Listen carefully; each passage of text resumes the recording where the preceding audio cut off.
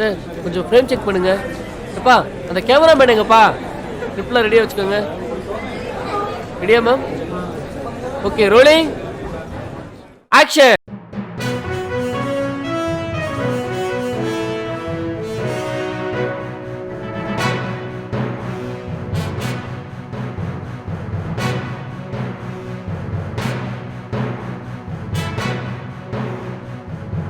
QTV சேனல்ல இருந்து நான் உங்க பூஜா. இப்ப நம்ம முன்னாடி இருக்கிறது யாருன்னு தெரியுமா? எஸ், CEO ஆஃப் ஜேகே கன்ஸ்ட்ரக்ஷன்ஸோட ஓனர் மிஸ்டர் திலீப் சர்மாவோட ஒரே ஒரு பொண்ணு ஜெனிஃபர் சர்மா இருக்காங்க. அவங்களுக்கு ரீசெண்டா நடந்த இன்சிடென்ட்ட பத்தி நம்ம கிட்ட ஷேர் பண்ண வந்திருக்காங்க. வாங்க கேட்டு தெரிஞ்சுக்கலாம். சொல்லுங்க ஜெனிஃபர், அங்க என்ன நடந்துச்சு? ஜெனிஃபர், ஜெனிஃபர், உங்களதான் ஜெனிஃபர்.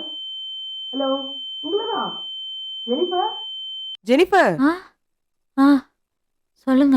என்னாச்சு உங்களுக்கு? Are you all right? Ah I am good. ஒன்றும் ப்ராப்ளம் இல்லை. போகலாம். ஓகே. ஸோ சொல்லுங்க ஜெனிஃபர், என்ன நடந்துச்சு அந்த 13 நாளா?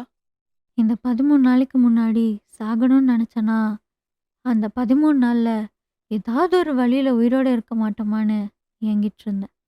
என்னது, சாகணும்னு நினைச்சீங்களா?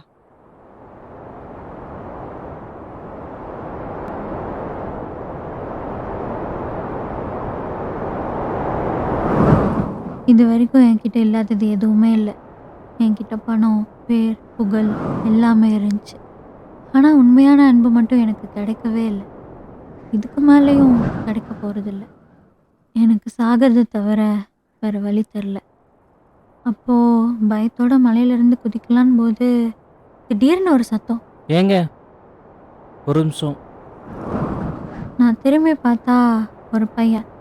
அவனும் சூசைட் பண்ணுறதுக்காக நின்றுட்டுருக்கான். ஏங்க யாருங்க நீங்கள்? சாரிங்க, நீங்கள் சூசைட் பண்ணலாம் வந்திருக்கீங்க. ஆமாம், அதனால் உங்களுக்கு என்ன பிரச்சனை? இல்லைங்க, எனக்கு கொஞ்சம் பயமாக இருக்குது. நம்ம வேணா ஒன்றா குத்திக்கலாமா? என்னை கொஞ்சம் ஃபோக்கஸ் பண்ண விடுங்க. யோ, நீ யாரியா? நீங்கள் உங்கள் வேலையை பாருங்கள், என்னோட வேலையை பார்க்க விடுங்க. பாஸ், இங்கே எதுவும் குதிச்சா எலும்பாச்சு தேரும். நாங்கள் எல்லாரும் அவனை ஒரு மாதிரி வித்தியாசமாக பார்த்தோம். எனக்காக கொஞ்சம் குதிச்சு கட்டுறீங்களா? லைட்டாக பயமாக இருக்கு. யோ, யாரியா நீ? எண்டு கார்டு போடுற நேரத்தில் எதுக்கு இன்ட்ரடக்ஷன்? வாங்க எல்லாரும் மூடிட்டு குதிக்கலாம். யோ, யாரியா நீ? எந்த இடத்துல என்ன பேசிகிட்டு இருக்க? இவ்வளோ கேட்குறியே, நீ யார் முதல்ல? நான் சிவாஜி. என்ன எல்லாரும் சிவான்னு கூப்பிடுவாங்க. ஓ, அப்போது நீங்கள் சிவாஜின்னு அந்த பொண்ணு யார்? சாவித்திரியா? ஹலோ, என் பேர் ஜெனிஃபர். என்னை ஜெனின்னு கூப்பிடுவாங்க. அப்போது யாரையுமே முழுசாக கூப்பிட்றதில்ல. அப்புறம் அவனுக்கு உங்கள் பேர் என்ன? ஜாக். ஜாக் டேனியல்ஸா ப்ரோ? இல்லை, வெறும் ஜாக் தான். இவ்வளோ கேட்குறியே, உன் பேர் என்ன? Guna. Guna Kamal. Hey, whatever, எல்லோரும் கொஞ்சம் அமைதியாக இருங்க, நான் குதிக்க போகிறேன். பாஸ் இருங்க. வாழும்போது தான் ஜாலியாக இல்லை, சாகும்போதாச்சும் ஜாலியாக சாகலாம்னு நினச்சேன். ஹலோ, ஃபஸ்ட்டு நான் தான் வந்தேன். இப்போ ஃபஸ்ட்டு நான் தான் குதிப்பேன். அது எப்படிங்க? நாங்கள் 3 பேர் இருக்கும்போது நீங்கள் மட்டும் ஃபஸ்ட் குதிக்கலாம். அதுவும் சரிதான். சரி வாங்க, சாப்புத்திரி போட்டு பார்க்கலாம். யோ, நீ வேற வந்ததுலேருந்து மென்டல் மாதிரி பேசிகிட்டு இருக்க. ஒரு நிமிஷம் எல்லாரும் சண்டை போடாமல் இருக்கீங்களா? எல்லாரும் உங்கள் கதையை சொல்லுங்கள். யாரோடது வேலிடாக இருக்கோ அவங்க ஃபஸ்ட்டு குதிக்கலாம்.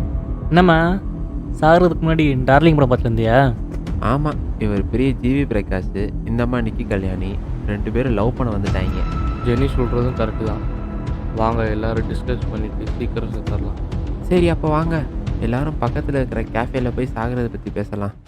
நான், சிவா, ஜாக், குணா எல்லாரும் கேஃபேக்கு கிளம்பணும். ப்ரோ, எனக்கு ஒரு காஃபி வித் மீடியம் சுகர். ஓ, நீங்களும் மீடியம் சுகர் தான் குடிப்பீங்களா? நானும் அப்படி தான் குடிப்பேன். சுகர் பேஷண்ட்லாம் சாக வந்துருச்சுங்க, தலையெழுத்து. எனக்கு ஒரு black coffee.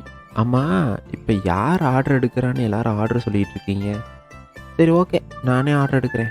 Hi, I am Sundaram, server Sundaram. Mister Sundaram, first உங்கள் கதையை சொல்லுங்கள். அது வந்து எங்கள் அம்மாவுக்கு உடம்பு சரியில்லை. ஒரு ஜோசியக்காரன் நீ பிச்சை எடுத்தால் தான் உங்கள் அம்மாவுக்கு சரியாகும்னு சொல்லிட்டான். ஆனால் அதை யார்கிட்டயும் சொல்லக்கூடாதுன்னு சொல்லிட்டான். அப்புறம் எதுக்கு எங்ககிட்ட சொல்கிற? ஐயோ, அப்போ எல்லாரும் மறந்துடுங்க. ஷோ, இவன் வேற. நீ ஏன் சிவா சாகணும்னு நினைக்கிற? நான் ஒரு தாழ்த்தப்பட்ட ஃபேமிலியில் தான் வளர்ந்தேன். சென்னைக்கு வேலை பார்க்க தான் வந்தேன். என்னோட காசையும் பேக்கையும் ஒருத்தன் திருடிட்டு போயிட்டான். சர்டிஃபிகேட்டும் இல்லாமல் வேலையும் கிடைக்கல. காசு இல்லாமல் ஊருக்கும் போக முடியல. அதான் சாகணும்னு முடிவு பண்ணிட்டேன். ச்சே, கேட்கவே ரொம்ப கஷ்டமா இருக்குங்க. ஜாக், நீங்க எதுக்கு சாகணும்னு முடிவு பண்ணீங்க? உங்கள் எல்லாருக்கும் ஆஃப்டர் லைஃப்பை பற்றி எதுவும் ஐடியா இருக்கா? இருக்கிற லைஃபையே பார்க்க முடியல, இதில் எங்கே இருந்த ஆஃப்டர் லைஃப் எல்லாம்? ஐயோ, நீ வேற சும்மாரியா ப்ரோ? நீங்கள் சொல்லுங்கள் ப்ரோ. ஆஃப்டர் லைஃப்ன்றது நம்ம மரணத்துக்கு அப்புறம் நடக்கிற ஒரு வாழ்க்கை. ஐயோ, செத்ததுக்கு அப்புறம் என்னத்தையா பார்க்க போற? நம்ம மரணத்துக்கு அப்புறம் நம்மளோட ஆத்மா இன்னொரு டைமென்ஷனுக்கு போகும். அதை பற்றி தெரிஞ்சுக்கிறதுக்காக தான் நான் சாகணும்னு நினச்சேன். இவர் யார் வினோதமா பேசிட்டு இருக்காரு? சரி ஜெனி, நீங்கள் ஒன்றும் உங்கள் கதையை சொல்லவே இல்லையே. எங்க அப்பா ஒரு எம்என்சி கம்பெனியோட சிஇஓ. எங்க அம்மா சின்ன வயசுல இருக்கும் போதே என்னை விட்டு போயிட்டாங்க. கொஞ்ச நாளுக்கு அப்புறம் ஒரு பையனை லவ் பண்ணேன். ஆனால் அவன் என்னை ட்ரூவாக லவ் பண்ணல. இன்னொரு பொண்ணோட அஃபேர் வச்சுருந்தான். ஸோ என்ன பிரேக்கப் பண்ணிட்டான். அச்சச்சோ, சாரிங்க. சரி, இப்படியே பேசிட்டு இருந்தா எப்படி? சட்டுப்புட்டு முடிவெடுங்க. சுந்தரம் அப்படி சொன்னதும் எல்லாரும் மறுபடியும் சண்டை போட ஆரம்பிச்சிட்டாங்க. எல்லாரும் மாற்றி மாற்றி சண்டை போட வெயிட்டர் ஒரு பிளேட்டில் குக்கீஸ் எடுத்துட்டு வந்து வச்சாரு. இதை நாங்கள் ஆர்டர் பண்ணவே இல்லையே.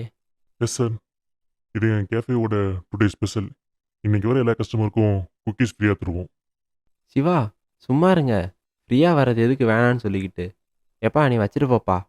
எல்லாரும் ஒரு ஒரு குக்கீஸ் எடுத்தோம். அப்போ உடனே ஜாக், யாரும் அவசரப்பட்டு சாப்பிட்றாதீங்க. ஏன் சாப்பிடக்கூடாது? இது நார்மல் குக்கீஸ் இல்லை, ஃபார்ச்சூன் குக்கீஸ். எது? ஃபார்ச்சூன் குக்கீஸா? அப்படின்னா? இந்த குக்கீஸ்குள்ளே ஒரு மெசேஜ் இருக்கும். அண்ட் அது நம்ம லைஃபோட ரிலேட்டடாக இருக்கும்னு ஒரு நம்பிக்கை இருக்குது. ஆமாம் ஆமாம், நானும் இதை கேள்விப்பட்டிருக்கேன். அப்போ வாங்க உள்ளே என்ன இருக்குன்னு உடச்சி பார்க்கலாம். எல்லாரும் அந்த குக்கீஸை உடைச்சோம். அதுக்குள்ள ஒரு பேப்பர் இருந்துச்சு. ஐயோ, ஆமாயா, உள்ள ஒரு பேப்பர் இருக்குது. இந்தாம்மா ஜெனி, இதை படி. உனக்கு மட்டும் இல்லை, எனக்கும் அதே தான் எழுதியிருக்கு. என்ன சொல்கிறீங்க? எனக்கும் அப்படி தான் எழுதியிருக்கு. எனக்கும் சேம் தான். எல்லாரும் ஒருத்தருக்கு ஒருத்தர் அவங்க முகத்தை பார்த்துக்கிட்டோம். அந்த பேப்பரில் உங்கள் பிரச்சனைக்கான தீர்வு உங்கள் கையில் அப்படின்னு எழுதியிருந்துச்சு. உங்க பிரச்சனைக்கான தீர்வு உங்க கையிலையா? அப்படியா எழுதி இருந்துச்சு? ஆமாம். இது தற்செயல் மாதிரி தெரியலையே ஜெனிஃபர். ஜெனிஃபர்,